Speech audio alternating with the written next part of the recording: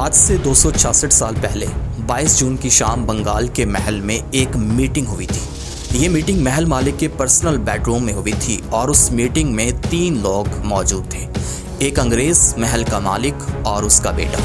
انگریز فراوانی سے ہندی، فارسی اور بنگالی بول سکتا تھا، لہٰذا اس نے محل مالک کے سر پر قرآن اور اس کے بیٹے کے سر پر اس کا ایک ہاتھ رکھا اور قسم اٹھوائی کہ وہ وہی کرے گا جو انگریز اسے کہیں گے، اور اگر وہ ویسا ہی کرے گا تو انعام میں اسے طاقت اور حکومت دے دی جائے گی۔ لیکن میٹنگ کے آخر میں انگریز کے سامنے ایک شرط بھی رکھ دی گئی جو کہ انگریز نے مان لی۔ چونکہ میٹنگ کامیاب ہو گئی تھی، اس لیے اگلے دن انگریزوں نے ایک لڑائی کا فیصلہ کیا، حالانکہ جیتنے کا کوئی چانس نہیں تھا کیونکہ انگریز بامشکل 3100 تھے، جبکہ ان کا مقابلہ 50,000 کے ساتھ تھا، اور 50,000 بھی ایسے کہ جن کے پاس اتنی بڑی بڑی توپیں تھیں کہ انہیں سفید رنگ کے بڑے بڑے 50 بیل کھینچ رہے تھے۔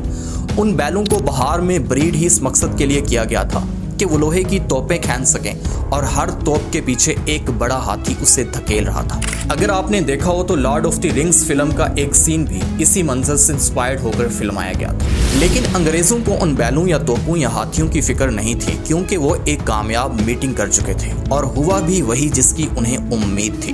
جب لڑائی شروع ہوئی تو 50 میں سے 45,000 فوج خاموشی سے پیچھے ہٹ گئی، اور محض 11 گھنٹے کے اندر بنگال کا پورا صوبہ انگریزوں کی جھولی میں جا چکا تھا، اور ایسا کرنے سے صرف اگلے 100 سال میں انگریزوں نے برصغیر سے لے کر برما تک کے علاقے پر اپنا راج قائم کر لیا تھا۔ لیکن آپ کو یاد ہو کہ انگریز کے سامنے میٹنگ کے اندر ایک شرط بھی رکھی گئی تھی۔ وہ شرط تھی کہ جیتنے کے بعد انگریز ایک مخصوص شخص کی بے حرمتی کریں گے، اور وعدے کے مطابق انہوں نے ایسا کیا بھی۔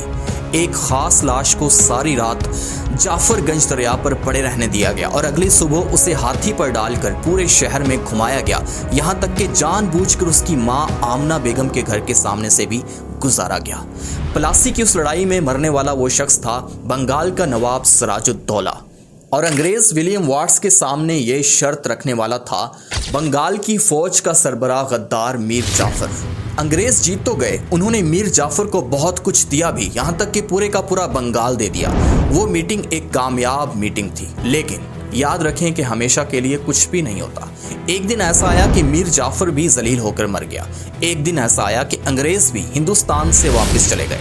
لیکن جس محل میں 22 جون کی شام وہ میٹنگ ہوئی تھی، آج 266 سال گزرنے کے بعد بھی اس محل کے کھنڈرات اپنی جگہ پر کھڑے ہیں، اور وہاں سے گزرنے والا ہر شخص نفرت سے ان کھنڈرات کو دیکھ کر انہیں نمک حرام ڈیوڑی کہہ کر بلاتا ہے، اور کھنڈر ہو چکے اس محل کا نام قیامت تک نمک حرام ڈیوڑی ہی رہے گا۔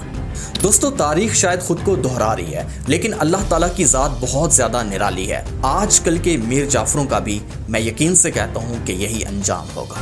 زیب ڈسکوری کو فالو کرنا ہرگز مت بھولیے گا۔